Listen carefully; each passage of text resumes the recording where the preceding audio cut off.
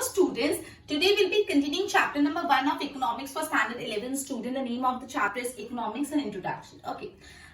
In our earlier session we have completed 3 points, that is presentation of information in economics, then importance of statistical information, and the last one was some requisite aspect to be considered while collecting statistical information and presenting it in diagram and graph.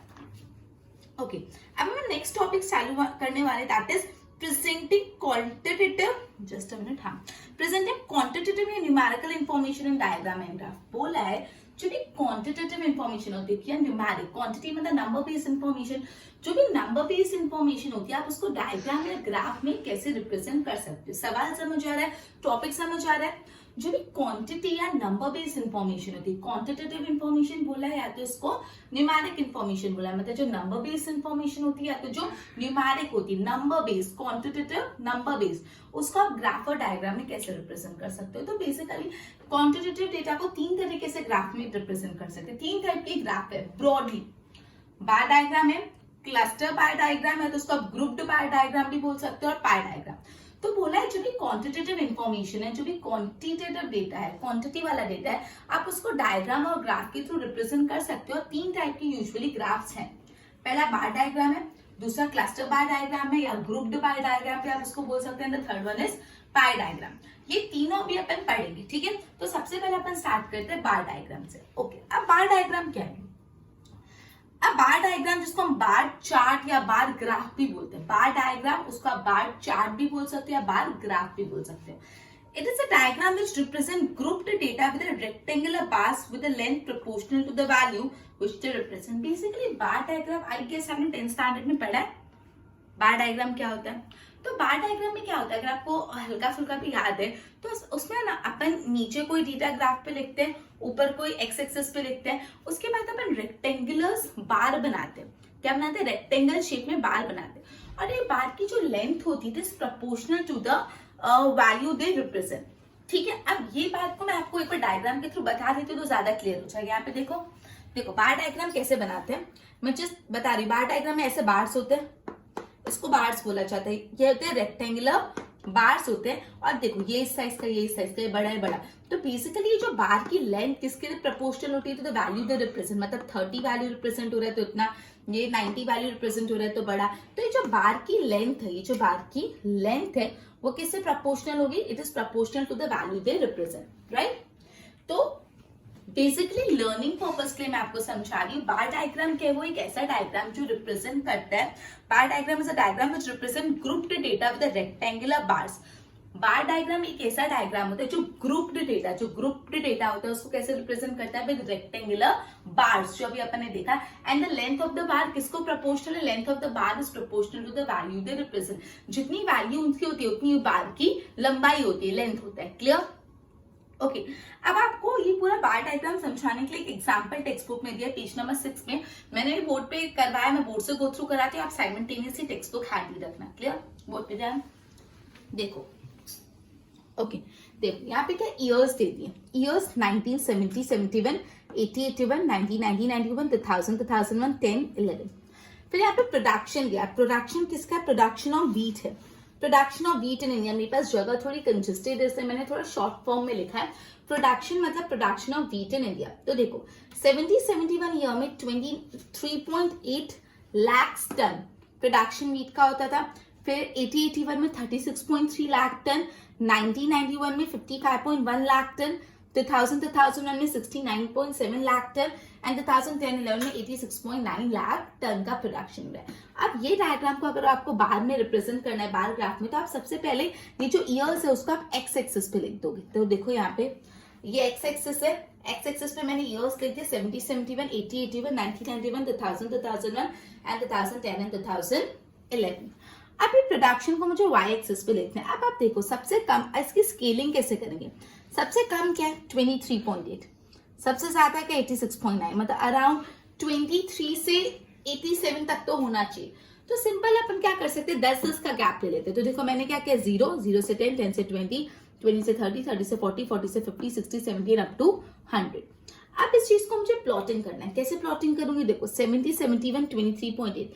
तो देखो 70-71, 23.8 का है, यहाँ पे कहीं होगा, मेरे पास actually भी ग्राफ नहीं, मैं रफ बना रही हूँ। 20, 3.8, 20 और 30 के बीच में तो मैंने रिप्रेजेंट किया। 80, 81 में 36.3, तो 36.3 30 और 40 के बीच में होगा, तो मैंने उत्तर बना दिया।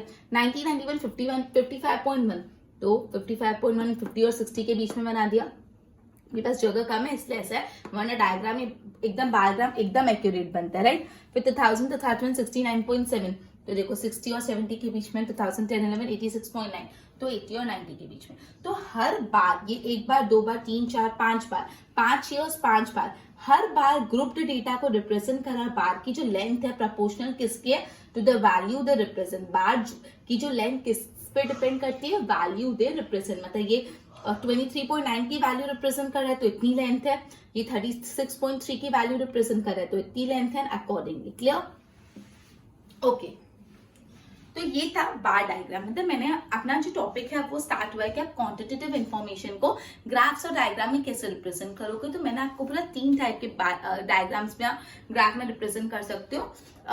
First one is bar graph, second one is cluster bar graph, and third one is pi diagram. Okay, तो अपन ने बार ग्राफ करा, एक बार इसको गो थ्रू करो। आप जो सेकेंड ग्राफ है वो क्लस्टर बार डायग्राम, या आप उसको ग्रुप्ड बार डायग्राम भी बोल सकते हो, ठीक है। तो ये जो क्लस्टर बार डायग्राम है, these charts are used when dependent variable is grouped into more than one category. अब क्लस्टर मतलब क्या होता है? बहुत सारा। क्लस्टर मतलब बहुत सारी चीजें, ग्रुप मतलब एक से ज्यादा। तो बोला है जब डिपेंडेंट वेरिएबल में एक से ज्यादा कैटेगरी होती है। अभी तक अपन ने ये आपको आई थिंक बहुत क्रिस्टल क्लियर हो गया होगा कि हमेशा डायग्राम जब हम ग्राफ बनाते तो एक डिपेंडेंट वेरिएबल होता है और एक इंडिपेंडेंट वेरिएबल। अब मुझे जरा बताना, डिपेंडेंट वेरिएबल एक्स एक्सिस पे आता है कि वाई एक्सिस पे? मुझे जरा बताना, डिपेंडेंट वेरिएबल एक्स एक्सिस पे आता है कि वाई एक्सिस पे? वो आता है वाई एक्सिस पे, और जो इंडिपेंडेंट वेरिएबल है वो आता है एक्स एक्सिस पे। तो जब डिपेंडेंट वेरिएबल की एक से ज्यादा कैटेगरी होती है तब हम लोग क्लस्टर बार डायग्राम बनाते हैं। थोड़ा कंफ्यूजिंग लग रहा है, कैसे? से फॉर एग्जांपल मुझे रिप्रेजेंट करना है, लिटरेसी रेट रिप्रेजेंट करनी है गुजरात के अलग अलग ईयर्स में। अगर मुझे बार डायग्राम में रिप्रेजेंट करना है गुजरात की लिटरेसी रेट अलग अलग ईयर्स में, अब मुझे जरा बताना, ईयर्स एक्स एक्सिस पे लिखूंगी कि लिटरेसी, और मतलब कौन सा डायग्राम, कौन सा वेरिएबल का आएगा? मैंने आपको पहले ही बताया था ईयर्स हमेशा एक्स एक्सिस पे आते हैं, तो जो डिफरेंट ईयर्स है वो एक्स एक्सिस पे आएंगे, और लिटरेसी रेट वाई एक्सिस। मतलब लिटरेसी रेट क्या है? डिपेंडेंट वेरिएबल है। अब डिपेंडेंट वेरिएबल के 2 कैटेगरी है, मेल एंड फीमेल। मतलब गुजरात में अलग अलग साल की लिटरेसी रेट मेल और फीमेल की अलग अलग दी है। तो अब यहाँ पे जो डिपेंडेंट वेरिएबल है मतलब लिटरेसी रेट है, उसके कितने कैटेगरीज हो गए? 2 कैटेगरीज हो गए, that is male and female. तो इस टाइम पे आप सिंपल बार डायग्राम नहीं बना सकते, आपको क्लस्टर बार डायग्राम बनाना पड़ेगा। समझ अपन कब क्लस्टर बार डायग्राम बनाते हैं? वापस समझा रही हूँ। सिंपल बार डायग्राम अपन ने समझा, क्लस्टर बार डायग्राम कब बनाते हैं? बोला है से फॉर एग्जांपल जो डिपेंडेंट वेरिएबल है, जब डिपेंडेंट वेरिएबल का एक से ज्यादा कैटेगरी होता है उस टाइम पे अपन क्लस्टर बार डायग्राम बनाते हैं। ओके, इसको एक एग्जाम्पल के थ्रू समझेंगे तो it would be more clear. जैसे आपको रिप्रेजेंट करना है अलग अलग ईयर्स में गुजरात स्टेट में literacy rate among male and female. अब यहाँ पे जो डिफरेंट ईयर्स है वो वाई एक्स एक्सिस पे आता है, तो वो तो इंडिपेंडेंट वेरिएबल है। तो यहाँ पे डिपेंडेंट वेरिएबल है लिटरेसी रेट। अब लिटरेसी रेट डिपेंडेंट वेरिएबल है, उसकी 2 कैटेगरी मेल एंड फीमेल। तो यहाँ पे डिपेंडेंट वेरिएबल की जब 2 कैटेगरीज या एक से ज्यादा कैटेगरी होती है तो हम क्या यूज करते हैं? Cluster bar diagram. इसलिए यहाँ पे क्या आएगा? क्लस्टर बार डायग्राम, ठीक है। तो अब इस क्लस्टर बार डायग्राम को भी हम एक एग्जाम्पल के थ्रू समझेंगे। मेरे पास बोर्ड पे जगह कम थी, इसलिए मैंने जो टेबल दी हुई ना आपको, टेबल पेज नंबर 7 पे वो टेबल नहीं बनाई, मैंने डायरेक्ट ग्राफ बनाया। तो मैं टेबल एक बार टेक्स्ट बुक से रीड कर रही हूँ, आप थोड़ा ध्यान देना। देखो, लिटरेसी रेट इन गुजरात दिया हुआ है, ईयर्स दिए हुए 1951, 1961, 71, 81, 91, 2001 एंड 2011। फिर आपको मेल का लिटरेसी रेट दे दिया, फिर फीमेल का लिटरेसी रेट दिया, फिर टोटल लिटरेसी दिया। देखो 51 में मेल का 30.17%, फीमेल का 12.79%, मतलब 30% अराउंड लोग लिटरेट थे और 12% फीमेल लिटरेट थी। 1961 48.73, 12.77 एंड अकॉर्डिंगली दिया है। अब इस चीज को अपन को ग्राफ में रिप्रेजेंट करना है, तो बोर्ड पे ध्यान दो। देखो ईयर, एक्चुअली बस जगह कम है इसलिए मैं यहाँ पे x axis, y axis, years, literacy rate, scale वो सब नहीं लिख रही हूँ, but you need to write that, वरना मार्क्स कटेंगे, राइट। तो देखो मैंने यहाँ पे लिटरेसी रेट 1951, 61, 71, 81, 91, 2001 एंड 2011 मैंने यहाँ पे लिख दिया। अब मैं बाय एक्सेस पे क्या लिखूंगी, लिटरेसी। अब लिटरेसी देखो, आप अगर पूरा टोटल में देखोगे तो अराउंड 12 सबसे कम है और 87 सबसे ज्यादा है। तो मैं क्या करती हूँ, 10-10 का गैप ले लेती हूँ। ये आपको डिसाइड करना है आपको कैसा स्केलिंग लेना है, ठीक है। तो 0 से 10, 10 से 20, 20 से 30, 30 से 40, 50, 60, 70 अप टू 100। सबसे पहले 1951 का देखो। 1951 में मेल लिटरेसी 30.17 है। 30.17 यहाँ पे 30 और 40 के बीच में आएगा, तो मैंने इसका एक बार यहाँ बना दिया। अब 1951 में ये तो आपने सिर्फ मेल का रिप्रेजेंट किया, फीमेल का भी रिप्रेजेंट करना है। फीमेल की लिटरेसी है 12.79। 12.79 मतलब 10 to 20 के बीच में, तो ये एक और बार बना दिया, तो ये फीमेल की लिटरेसी। ये सिर्फ 1951 के लिए। अब सिमिलरली 1961 देखो। 1961 में 48.73 मेल की लिटरेसी। मेल लिटरेसी 48.7 मतलब 40 से 50 के बीच में। मैं वापस बता दी, मेरे पास ग्राफ बुक नहीं है तो थोड़ा इधर उधर हो रहा है। ग्राफ बुक में आपको एकदम एक्यूरेट वैल्यूज मिलेगी। तो ये मेल की लिटरेसी, बट इसी साइड फीमेल की लिटरेसी कितनी थी, 12.77। तो अगेन 12.77 ओके। अच्छा, तो 12.77 ये मैंने थोड़ा गलत बना दिया, 12.77 नीचे आएगा, ठीक है। तो फीमेल लिटरेसी। उसके बाद 1971 में 53.78 थी मेल लिटरेसी। 50 और 60 के बीच में मेल, और उस टाइम पे फीमेल लिटरेसी थी 29%। 29% तो 20 और उसके बीच में, ठीक है। ओके, तो अकॉर्डिंगली आप ऐसा करते जाओगे आगे की ईयर्स के लिए। सिंपल अपन ने प्लॉटिंग किया।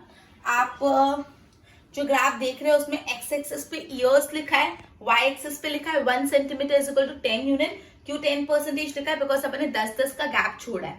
फिर एक्स एक्सिस रिप्रेजेंट किया है, वाई एक्सिस रिप्रेजेंट किया है, ठीक है। Just a minute. एक्चुअली आपको यहाँ पे ना mail literacy, female literacy in total तीनों लिखना है। तो देखो एक बार वापस यहाँ पे ध्यान दो, मैं एक बार इसको रब कर रही हूँ, अपन साथ में ही करते हैं। देखो मेल लिटरेसी 30.17, 30.17 मतलब 30 और 40 के बीच में। मैं पतला सा यहाँ पे एक बार बना रही हूँ, 30.17। फीमेल है 12.79, 12.79 मतलब 10 to 20 के बीच में, तो ये 12.79। और टोटल कितना है 21.09, सॉरी 21.09। तो 20 से 30 के बीच में अगेन 21 इधर आएगा, तो ये फीमेल। वापस 1961 के लिए भी करते हैं। मेल 48.63, 48 मतलब यहाँ पे 48.63। फीमेल 12.77, यहाँ पे 12.77 and total 36.90, 36. Just a minute. हाँ 36.90। तो यहाँ पे एंड अकॉर्डिंगली आप करते जाओगे। अब इसमें मेल कौन सा, फीमेल कौन सा, टोटल कौन सा, वो कंफ्यूजिंग होता है। मेल कौन सा है, फीमेल कौन सा है और टोटल कौन सा है। तो आपको कुछ लाइनिंग, सपोज मैं इसको ऐसी लाइन कर देती हूँ, मतलब जिसमें ऐसी लाइन है वो मेल, और इसको फीमेल को डार्क कर देती हूँ, जो शेडेड है वो फीमेल, और जहाँ पे से फॉर एग्जाम्पल ऐसे स्टैंडिंग लाइन कर देती हूँ वो टोटल। तो मैं यहाँ पे कैसे बता दूँ, जिस बार में से स्लीपिंग लाइन है वो मेल, जिस बार में शेडेड है पूरा वो फीमेल, और जिस बार में ऐसे स्टैंडिंग लाइन है वो टोटल। मेरे यहाँ पे बहुत खचपोच हो गया because of lack of space, आप समझ गए। सिमिलरली इसको भी आप कर लोगे, मेल है इसलिए ऐसा, फीमेल इससे शेडेड, और टोटल है मतलब स्टैंडिंग लाइन, एंड अकॉर्डिंगली आप करते जाओगे। एंड आपको ये रिप्रेजेंट करना जरूरी है, क्लियर।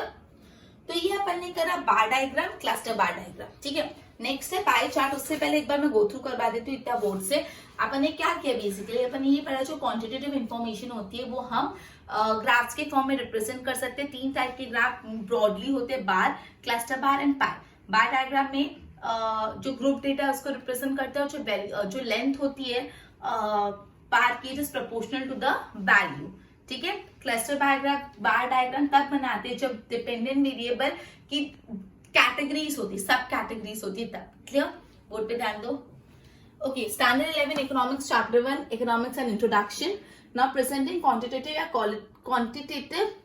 या numeric information in diagram and graph. So bar diagram, grouped bar diagram या पाई डायग्राम। बार डायग्राम कब रिप्रेजेंट होता है, represent the group data with rectangular bars and जो लेंथ होती है it is always proportional to the value they represent, और ये पूरा अपन ने ऑलरेडी कर चुके हैं। तो डायरेक्ट आ जाते हैं क्लस्टर बार डायग्राम में। सो क्लस्टर बार डायग्राम जब dependent variable is grouped in more than one category, मैंने आपको बताया जब डिपेंडेंट वेरिएबल एक से ज्यादा कैटेगरी में ग्रुप होते हैं तब ये डायग्राम बनाते हैं। Example literacy rate in different years in Gujarat, ठीक है। तो लिटरेसी रेट डिपेंडेंट वेरिएबल है, अब उसको दो पार्ट में बांट दिया, मेल और फीमेल। तो एक क्लस्टर बार डायग्राम अपन ने अभी किया। ओके, एक बार इतना बोर्ड से गो थ्रू करो, फिर अपन पाई चार्ट स्टार्ट करते हैं।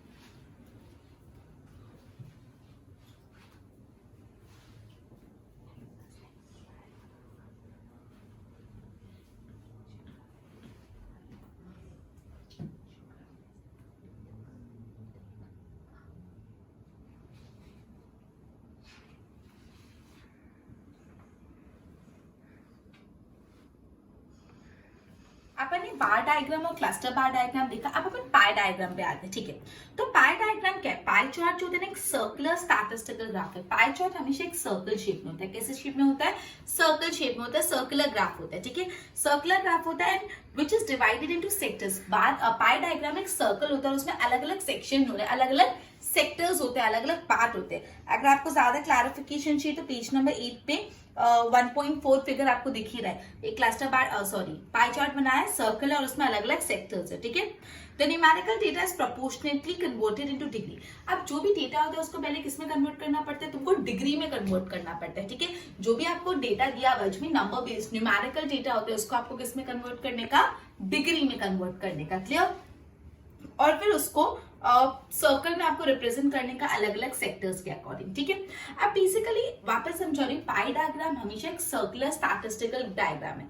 कैसा? सर्कल शेप में स्टैटिस्टिकल डायग्राम। इसमें जो भी न्यूमेरिकल वैल्यू, अब ये जो सर्कुलर स्टैटिस्टिकल डायग्राम है और उसको अलग अलग सेक्टर्स में अलग अलग पार्ट में डिवाइड करते हैं। जो भी आपका न्यूमेरिकल डेटा है उसको पहले आपको किसमें कन्वर्ट करना पड़ेगा? डिग्री में कन्वर्ट करना पड़ेगा। डिग्री में कन्वर्ट करके फिर आप उसको पाई चार्ट में, पाई डायग्राम में बता सकते हो, क्लियर। तो ये हमेशा ध्यान रखना, पहले डिग्री में कन्वर्ट करो और फिर बताओ, ठीक है। आपको एक एग्जांपल दिए रखा है टेक्स्ट बुक में, 3 सेक्टर्स दिए, agriculture sector, industry sector and service sector, और तीनों सेक्टर का शेयर इन नेशनल इनकम दिया इन परसेंटेज, मतलब percentage share in national income, मतलब ये तीनों सेक्टर का नेशनल इनकम में कितना योगदान है, कितना शेयर है इन परसेंटेज। तो देखो एग्रीकल्चर का 13.9% है, मतलब 13.9% नेशनल इनकम एग्रीकल्चर से आती है। इंडस्ट्री सेक्टर का 26.2% है, मतलब 26.2% नेशनल इनकम कहां से आती है? इंडस्ट्री से। और सर्विस सेक्टर का 59.9%, मतलब 59.9% ऑफ नेशनल इनकम कहां से आती है? सर्विस सेक्टर से। अब आपको ये ड्रॉ करना है पाई चार्ट में, तो आप क्या डायरेक्टली परसेंटेज बताओगे? नहीं, पहले परसेंटेज को किसमें कन्वर्ट करोगे? डिग्री में कन्वर्ट करोगे। अब आपको आपके सिलेबस में ये चैप्टर में डिग्री में कैसे कन्वर्ट करते हैं, क्या करते हैं, वो इतना डिटेलिंग में नहीं दिया। वैसे टोटल कितनी डिग्री होती है? 360 डिग्री होती है। टोटल पाई चार्ट जो पाई डायग्राम होता है कितने डिग्री का होता है? 360 डिग्री का होता है। तो जो भी परसेंटेज होता है डिवाइड बाय 360 मल्टीप्लाई बाय 100 करना होता है, जो आपको अभी कैलकुलेटर पार्ट नहीं है। तो we won't touch that thing right now, जब आगे आएगा तब आपको मैं समझाऊंगी। हाल फिलहाल के लिए आपको क्या ध्यान रखना है? पाई चार्ट एक सर्कुलर स्टैटिस्टिकल डायग्राम होता है जिसको अलग अलग सेक्टर्स में बांटा जाता है। उसमें जो भी न्यूमेरिकल डेटा होता है उसको पहले कन्वर्ट करना होता है डिग्री में और फिर आप उसको पाई चार्ट में रिप्रेजेंट करोगे, ठीक है। ओके ठीक है। न्यूमेरिकल डेटा में उसको न्यूमेरिकल डेटा को डिग्री में कन्वर्ट करके रिप्रेजेंट करोगे और आपको एक जो एग्जांपल और टेक्स्ट बुक में दिया उसको गो थ्रू कर लेना। तो ये अपना टॉपिक कंप्लीट हुआ कि आप क्वांटिटेटिव इन्फॉर्मेशन को डायग्राम और ग्राफ में कैसे रिप्रेजेंट करोगे। कितने टाइप के डायग्राम ग्राफ होते हैं? 3, bar diagram, cluster bar diagram and pie chart. Is it clear? Now we would be taking up a next topic in this chapter, and that is importance of economics. Okay, this is the last topic of the chapter, and then we would be ending our chapter. Clear? The importance of economics, अब actually जब आप इसको apparently देखोगे तो बहुत confusing लगेगा। तो basically जो importance of economics है ना, इसके total 3 head point है और फिर उसके अंदर सब points भी है। 3 head point है। पहला head point है it is useful in understanding everyday behavior, दूसरा है इकोनॉमिक इंपॉर्टेंस और तीसरा प्रोफेशनल डिसीजन मेकिंग, ठीक है। तो जो इंपॉर्टेंस ऑफ इकोनॉमिक्स है कि इकोनॉमिक कितना इंपॉर्टेंट है उसको 3 हेड पॉइंट में डिवाइड किया। पहला है इन अंडरस्टैंडिंग एवरीडे बिहेवियर, दूसरा है इकोनॉमिक इंपॉर्टेंस एंड तीसरा है प्रोफेशनल डिसीजन मेकिंग। अब जो अंडरस्टैंडिंग एवरीडे बिहेवियर है उसको दो पार्ट में डिवाइड करें, that is understanding international events and understanding historical events. Clear? फिर इकोनॉमिक इंपॉर्टेंस वाला पॉइंट है, उसके दो सब पॉइंट है, decision making bye individuals and government and understanding government policy. Clear? तो टेक्स्ट बुक में से स्टार्ट करते, ध्यान देना पूरा अटेंशन टेक्स्ट बुक के अंदर पेज नंबर 8 पे, राइट? चलो इंट्रोडक्शन पार्ट रीड कर लेती हूँ। In a modern world, almost all goods of human needs have become economic good owing to increasing use and scarcity. And this all activity of human being are increasingly became economic activity. बोला आजकल के modern world में mostly जितने भी goods है ना सब economic goods ही बनते जा रहे हैं, क्योंकि हर गुड्स का महत्व बढ़ता जा रहा है और हर गुड्स का डिमांड स्केर्सिटी है। तो जितने भी मोस्टली गुड्स है ना वो इकोनॉमिक गुड्स बन रहे हैं और जितनी भी एक्टिविटी है वो इकोनॉमिक एक्टिविटी बन रही है। जैसे आपको पता है आज से, जैसे आप लोग चीज और मायोनीज ये सब बहुत खाते हैं, राइट? आज से थोड़े सालों पहले इसका ट्रेंड ही नहीं था, इसका चलन ही नहीं था, लेकिन धीरे धीरे इसका चलन बढ़ने लग गया, तो ये चीज भी बहुत ज्यादा इकोनॉमिक इंपॉर्टेंस की होगी। तो ऐसे जैसे वर्ल्ड डेवलप कर रहा है तो अलग अलग चीजें इंपॉर्टेंट बनती जा रही है। तो ऑलमोस्ट सारे कुछ इकोनॉमिक गुड बन गए और ऑलमोस्ट सारी एक्टिविटी इकोनॉमिक एक्टिविटी बन गई। Clear? Hence the relevance of economics as a philosophy and as well as a science is increasing in human life. इसी वजह से आजकल इकोनॉमिक गुड्स और इकोनॉमिक एक्टिविटीज बढ़ती जा रही है। इससे जो इकोनॉमिक का फिलोसॉफी है as a science and economic as a philosophy and as a science दोनों तरीके से बहुत ज्यादा उसका महत्व इकोनॉमिक्स का बढ़ रहा है। Economic is important to understand behaviour of human being, society, state. Okay, तो सबसे पहला बनाते हैं understanding everyday behaviour. It is useful in understanding everyday behavior of human being, society and state while managing routine tasks. तो बोला economics की मदद से आप ह्यूमन बीइंग का, सोसाइटी का और पूरे स्टेट का एवरीडे बिहेवियर का अंदाजा लगा सकते हो while doing routine tasks। आप अपने रूटीन टास्क करते करते भी इकोनॉमिक्स की मदद से ह्यूमन बीइंग का बिहेवियर, सोसाइटी का बिहेवियर और स्टेट के बिहेवियर के बारे में अंदाजा लगा सकते हो। Economics help in understanding everyday behaviour in following way. First is understanding international event and the other one is understanding historical event. International events मतलब वैसे इवेंट्स जिसका पूरा वर्ल्ड पे महत्व पड़ता है, इंटरनेशनल इम्पैक्ट होता है, और हिस्टोरिकल इवेंट मतलब आपको पता है जो पहले हो चुके। तो इकोनॉमिक्स की मदद से आप इंटरनेशनल इवेंट्स भी समझ सकते हो और हिस्टोरिकल इवेंट्स भी समझ सकते हो। तो आप इंटरनेशनल इवेंट्स कैसे समझ सकते हो वो देखते हैं। Some international events affect life of people in several countries like USA, Russia, China, etc. कुछ ऐसे इकोनॉमिक इवेंट्स होते हैं जिसका असर उस कंट्री पे ही नहीं होता, बहुत सारी कंट्री पे होते हैं, जैसे USA, Russia, China, India and many other countries. मतलब ये जो कंट्रीज है, मतलब कुछ ऐसी कंट्रीज है जिसमें कुछ भी इंटरनेशनल मैटर हुआ तो बहुत सारी कंट्री को उसका असर आता है, बहुत सारी कंट्री के लोगों की लाइफ इफेक्ट होती है।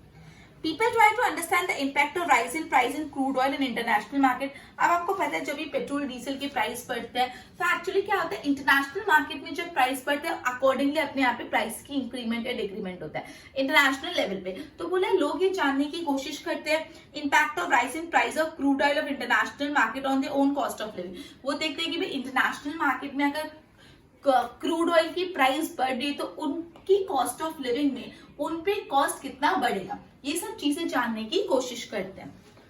People try to understand why some countries are more develop and other less develop. लोग ये जानने की कोशिश कर रहे हैं कि कुछ कंट्री बहुत ज्यादा डेवलप्ड है और कुछ कंट्री बहुत कम डेवलप्ड है। ठीक है, मतलब that's in modern time with increasing information. आजकल के जमाने में इंफॉर्मेशन बढ़ती जा रही है, इंप्रूविंग टेक्नोलॉजी, तो इकोनॉमिक्स का स्कोप भी बढ़ रहा है। तो ये बोला अंडरस्टैंडिंग इंटरनेशनल इवेंट्स, वापस समझा रही पूरा ध्यान यहाँ पे। इकोनॉमिक्स की मदद से आप इंटरनेशनल इवेंट्स कैसे समझ सकते हो, तो बोला है इंटरनेशनल लेवल पे कोई भी इवेंट होता है तो उसका असर बहुत सारी कंट्रीज के लोगों के लाइफ पे आता है।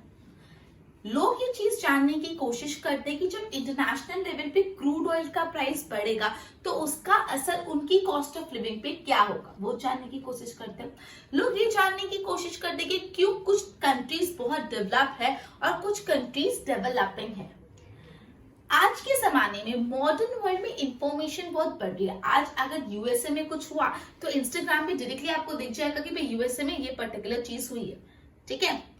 या आप कोई भी न्यूज देखोगे, टाइम्स ऑफ इंडिया या एक्सेट्रा कोई भी न्यूज चैनल लगाओगे, इंटरनेट ओपन करो, चलो न्यूज, इंस्टाग्राम छोड़ो, व्हाट्सएप, डायरेक्टली आपको मैसेज आ जाता है। मोस्ट ऑफ द पीपल, सबको आजकल सब बातें पता है because of WhatsApp and social media, right. तो आजकल के वर्ल्ड में इतनी ज्यादा इंफॉर्मेशन फास्ट डिलीवर होती है पूरा इंटरनेशनल लेवल पे कि इकोनॉमिक्स का इंपॉर्टेंस बहुत ज्यादा बढ़ गया।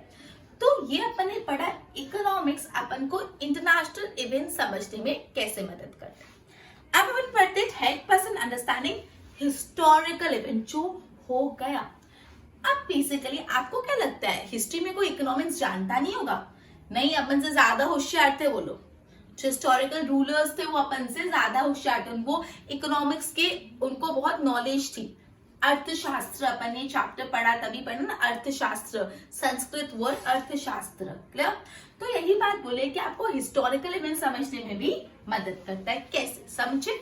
चलो, knowledge of economic help to understand historical events better. Economic help to understand the reason behind war. Economics की मदद से आपको पता चलेगा ये जो अलग अलग वॉर्स होती थी हिस्ट्री में वो क्यों होती थी। Entry of East India Company in India for trade. East India Company, आपको पता है ब्रिटिशर्स की company East India Company India में क्यों आई for doing trading and result in British Raj. और इंडिया में पहले वो ट्रेडिंग करने, मतलब एज अ बिजनेसमैन है, एज अ मर्चेंट है, खरीद बेचने के पर्पस आए थे एज अ ट्रेडर्स। इंडिया में वो बिजनेस करने आए थे, बट उन्होंने क्या एस्टैब्लिश कर दिया, अपना रूल एस्टैब्लिश किया, ब्रिटिश राज। वो क्यों डेवलप हुआ? Then India's revolt against good mead in China during British rule. British rule के दौरान जो ब्रिटिश में सामान बनाता उसको बॉयकॉट करते थे, और जो स्वदेशी मूवमेंट चालू हुआ था, दैट इज जो इंडिया में गुड्स बनता था वही यूज करेंगे, और जो ब्रिटिशर्स का माल सामान है उसको बॉयकॉट करेंगे, ये मूवमेंट चालू है। तो ये मूवमेंट क्यों चालू हुआ? और लेबर मूवमेंट। तो ये सारे हिस्टोरिकल इवेंट्स, अगर आपको इसका वजह जानिए, इसके बारे में जाना है, तो भी आपको इकोनॉमिक्स मदद करता है। तो बोला है इकोनॉमिक्स आपको कुछ हिस्टोरिकल इवेंट्स के बारे में जानने में मदद करता है। कौन से हिस्टोरिकल इवेंट? कि भाई पुराने जमाने में हिस्ट्री में जो वॉर्स होती थी वो क्यों होती थी। उसके बाद इकोनॉमिक्स आपको जानने में मदद करता है कि ईस्ट इंडिया कंपनी इंडिया में ट्रेडिंग करने क्यों आई, और अल्टीमेटली वो ब्रिटिश राज रूलर्स कैसे बन गए। फिर ये जो रिवॉल्ट हुआ था ब्रिटिश गुड्स को बॉयकॉट करने का, और स्वदेशी मूवमेंट, ये सब क्यों हुआ, ये सारी चीज आप इकोनॉमिक्स की मदद से समझ सकते हो। तो इंपॉर्टेंस ऑफ इकोनॉमिक्स में जो फर्स्ट पॉइंट था अंडरस्टैंडिंग एवरीडे बिहेवियर, वो अपन ने समझा। वापस रिवाइज करो, ध्यान देना, अंडरस्टैंडिंग एवरीडे बिहेवियर। तो इकोनॉमिक्स से अपन को एवरीडे बिहेवियर पता चलता है, ह्यूमन बीइंग का, सोसाइटी का और पूरे स्टेट का, while doing your regular activity, मतलब while managing the routine task। अब पहला इसका सब पॉइंट है, पहला अंडरस्टैंडिंग इंटरनेशनल इवेंट और दूसरा सब पॉइंट है अंडरस्टैंडिंग हिस्टोरिकल इवेंट। तो अंडरस्टैंडिंग इंटरनेशनल इवेंट्स पे पहले ध्यान देते हैं। तो बोले इकोनॉमिक्स की मदद से आप इंटरनेशनल इवेंट्स को समझ सकते हो। इंटरनेशनल लेवल पे जो इवेंट्स होते हैं उसका जो असर होता है वो काफी कंट्रीज के लोगों के लाइफ पे होता है। ह्यूमन बीइंग ट्राई करते हैं जानने की कि जब इंटरनेशनल लेवल पे क्रूड ऑयल की प्राइसेस बढ़ेंगी तो उसका असर उनके कॉस्ट ऑफ लिविंग पे क्या आएगा। फिर वो लोग ये भी जानने की कोशिश करते हैं कि भाई क्यों कुछ कंट्री ज्यादा डेवलप्ड है और क्यों कुछ कंट्री कम डेवलप्ड है। तो बेसिकली आज के मॉडर्न वर्ल्ड में कोई भी इंफॉर्मेशन बहुत ही तेजी से लोगों के पास पहुंचती है, और ये सब चीजों को समझने के लिए इकोनॉमिक्स हमारी मदद करता है। फिर अंडरस्टैंडिंग हिस्टोरिकल इवेंट, कुछ हिस्टोरिकल इवेंट्स के लिए आपको समझने के लिए आपको इकोनॉमिक्स की स्टडी चाहिए। कौन से हिस्टोरिकल इवेंट में आपको समझा चुकी। अब सेकंड पढ़ते हैं अपन इकोनॉमिक इंपॉर्टेंस। उसका फर्स्ट सब पॉइंट है decision making by individual. People from all walks of life like household, lawyers, actors, singer try to get maximum gain from the effort। मतलब आजकल हर फील्ड के लोग, be it lawyer, be it singer, dancer, musician, कोई household, कोई businessman, कोई professionals like chartered account, doctors, any person, वो क्या चाहेगा, he want to get maximum gain from the efforts they put in। वो जो एफर्ट डाल रहे हैं उसमें से उनको ज्यादा से ज्यादा गेन चाहिए। ऑब्वियसली आप पढ़ रहे हो, अगर से फॉर एग्जाम्पल, या आपके पेरेंट्स बिजनेस कर रहे हैं या जो भी एक्टिविटी करके पैसे अर्न कर रहे हैं, तो वो ये चाहेंगे कि वो जो भी काम कर रहे हैं उससे ज्यादा उनको फायदा मिले, ज्यादा से ज्यादा गेन मिले, जो वो एफर्ट्स, जो अपनी मेहनत डाल रहे हो. And they try to manage their time and resources in an optimal manner to increase their gain. वो अपने समय को और अपने रिसोर्सेज को ऐसे मैनेज करते हैं जिनसे उनको ज्यादा से ज्यादा फायदा मिले. ठीक है. In this way, they all indulge in economic decision making knowingly and unknowingly. तो ये सब चीज करने के लिए उनको डिसीजंस देने पड़ते हैं जो इकोनॉमिक डिसीजंस होते हैं. तो जान के या नहीं जान के, नोइंगली या अननोइंगली वो इकोनॉमिक डिसीजंस लेते हैं. तो पहला पॉइंट ये decision making by individual. तो बोला people from all walks of life, be it lawyer, singer, doctor, anything, anyone.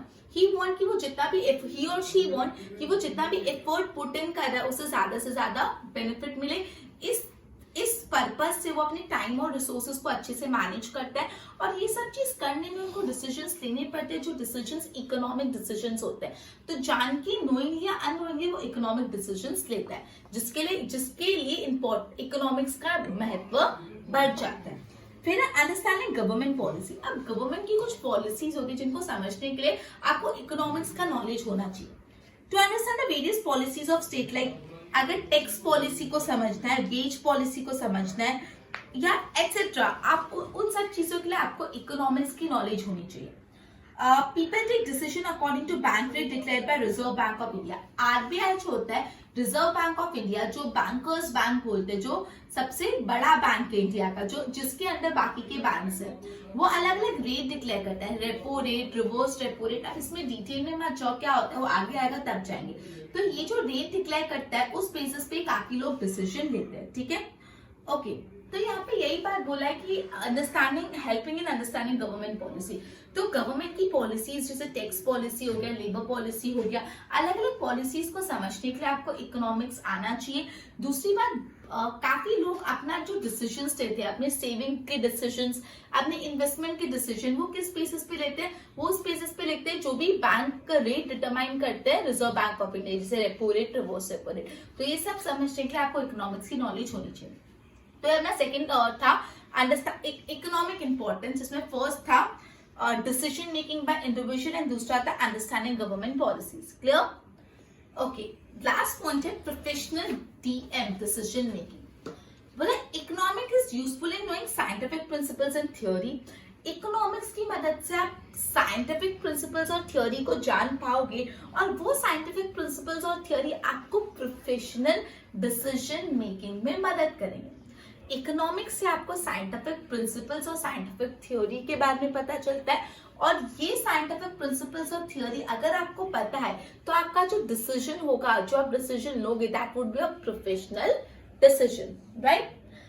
Revenue के कंसेप्ट होते हैं इकोनॉमिक्स में, कॉस्ट कंसेप्ट होते हैं, डिमांड कंसेप्ट होते हैं, सप्लाई कंसेप्ट होते हैं. कुछ तो इकोनॉमिक्स के ऐसे थियरी जो आपको डे टू डे लाइफ में भी हेल्प करती है, जैसे price determination, wage determination, employment or factor of production. Economic provide knowledge regarding the impact of certain decision. It provides the insight into question like what will happen if prices reduce in a market with very high degree of competition. कि suppose example बहुत competition है, price गिर गया तो आपको क्या करना चाहिए. मतलब इकोनॉमिक्स आपको प्रोफेशनल डिसीजन लेने में मदद करती है. इकोनॉमिक्स आपको कुछ साइंटिफिक प्रिंसिपल्स और टूल बताता है, और वो साइंटिफिक प्रिंसिपल्स और टूल से आप प्रोफेशनल इकोनॉमिक डिसीजन ले सकते हो. Okay.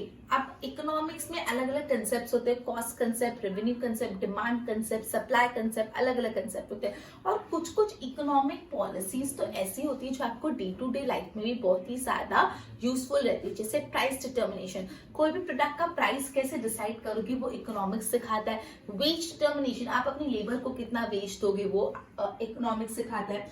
Employment of various factors of production. अब फैक्टर्स ऑफ प्रोडक्शन क्या आप आगे पढ़ोगे, तो एक बार के लिए मैं इसको अनटच ही रहने दे रही हूँ. ठीक है. ओके. तो ये था प्रोफेशनल डिसीजन मेकिंग. फिर लास्ट में लिखा economics is a science which provide insight for day to day decision making. All human being play a role of consumer, producer and labour. Okay. In short ये था importance of economics. इसमें 3 head point है: understanding everyday behaviour, economic importance and professional decision making. Understanding everyday behaviour में 2 point है: understanding international events and understanding historical event. In economic importance में 2 point थे, decision making by individual and understanding government policy, और last one था professional decision making. Clear? ये पूरा एक answer है importance of economics. Clear? Board पे ध्यान दो। पहले अपने पाई डायग्राम पढ़ा, एक सर्कुलर स्टैटिस्टिकल ग्राफ है which is divided into sector, numerical proportion of data. ये जो numerical data it is first converted into degree and then sectors are form considering this degree. फिर इस डिग्री को ध्यान रख के अलग अलग सेक्टर्स बनाते हैं। यहाँ पे जैसे agriculture sector, industry sector, service sector, तीनों का शेयर दिया हुआ है एनआई मतलब नेशनल इनकम इन परसेंटेज, मतलब ये तीनों परसेंटेज में। तो पहले आप इसको क्या कन्वर्ट करोगे, कन्वर्ट इनटू डिग्री। अब कैसे क्या करना है, we don't have to touch that point, लेकिन इतना याद रखना टोटल कितनी डिग्रीज होती है, 360 डिग्री होती है।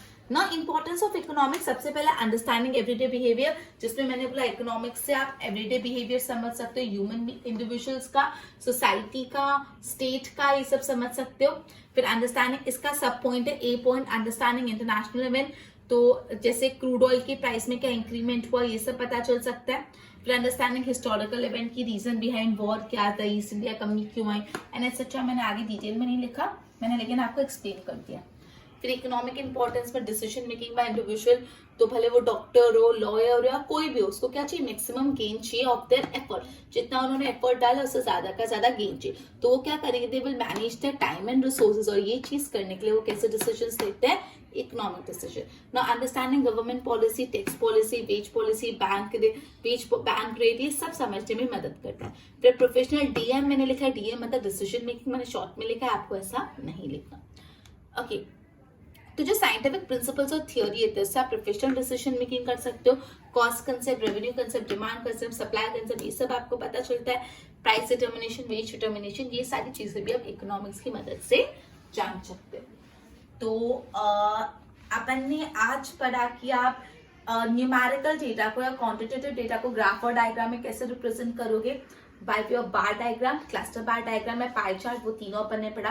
फिर अपन ने पढ़ा इंपॉर्टेंस ऑफ इकोनॉमिक्स। ठीक है, अपन ने 2 पॉइंट पढ़े आज। Clear? And with this we would be ending our lecture, and along with that we have also completed chapter number 1 of economics, right? Okay, एक बार बोर्ड से इसके नोट्स बना लो। Good bye.